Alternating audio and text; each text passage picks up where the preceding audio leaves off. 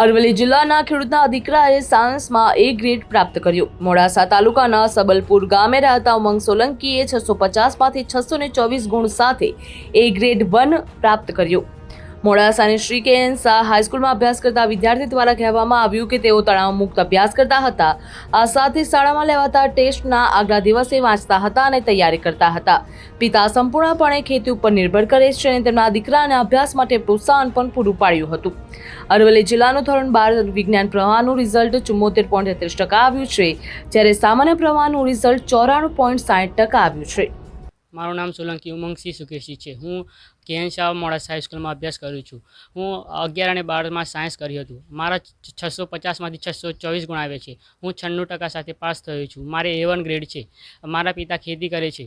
અમારા શિક્ષકોએ દરરોજ દર અઠવાડિયે ટેસ્ટ લેતા હતા। હું દર અઠવાડિયે મહેનત કરીને તેમાં સારા ગુણ મેળવતો હતો અને પરીક્ષાના 1 મહિના પહેલાં હું બધું પરીક્ષાનું રિવિઝન કરી ચૂક્યો હતો અને હું સારા ગુણથી પાસ થયો। મારું નામ સુકેશભાઈ રામસિંહ સોલંકી અને મારો બાબો જે 10મામાં 88% લાવ્યો એટલે પછી જે આજુબાજુની પેલી લીધી સલાહો લે અને પછી એને સાયન્સ કરવા મૂક્યો।